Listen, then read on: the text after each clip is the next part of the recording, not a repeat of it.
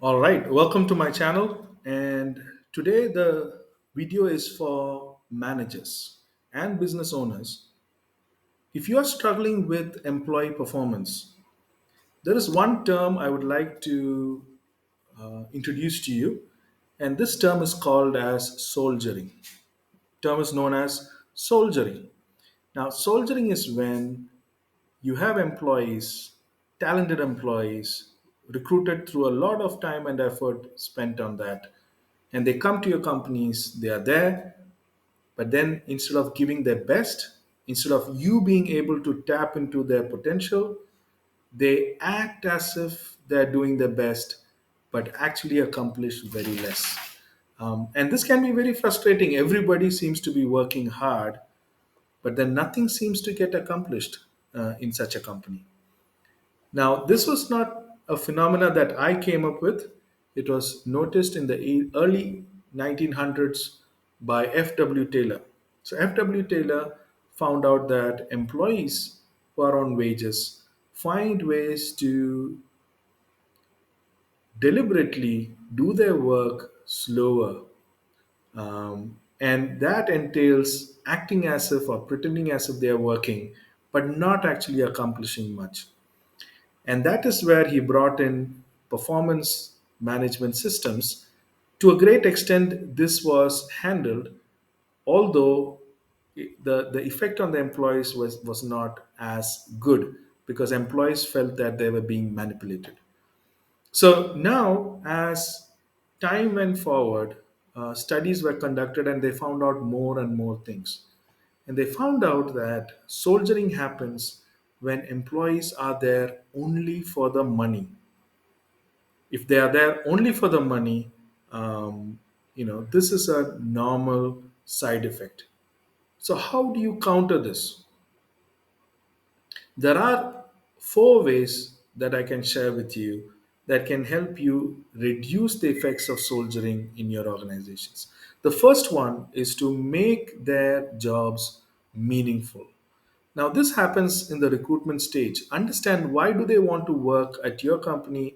Why do they want to do the job in this role, etc.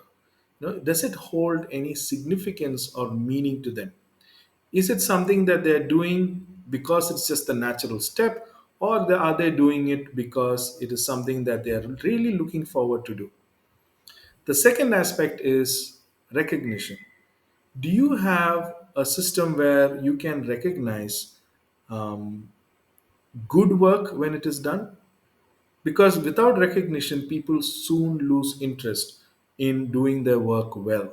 So, knowing that somebody is noticing your work and then being recognized for your work is key and goes beyond all other monetary compensation aspects to provide motivation to people. So, recognition for work well done. The next one, and very important, is a proper performance management system. Do you have a system where the managers sit with each employee and then gives them constructive feedback on their performance? Does your managers have the coaching skills necessary to develop the employee and have them go to the next steps? If not, you will never be able to tap into the potential of your employees. And the last one is to ensure that the work itself is something that the employee enjoys. You know, it seems to be a cliche to say that do what you enjoy, but it is your responsibility as a manager, as a business owner, to build a team of people who are really eager and who have the skills and the aptitude to do the work that you want them to do. Now, the accountant is a specific kind of person. You cannot get the accountant to do sales jobs. Yeah. So are you looking at their actual potential and skills and their interests before you assign them jobs? Are you just putting them to do the work just because these are the only people that you have available? Right. So they will do the job because it decides whether they'll get the salary at the end of the month or not going forward. But will they do it well? Possibly not. So it's very important that you have a clear assessment of the skills, the aptitude, the interest, the level of ability of each of the employee or each of the team member in your business. So if you have these four aspects sorted out, the first one being meaningful work, second one being recognition, third one is proper performance management system, and the last one is enjoyable work.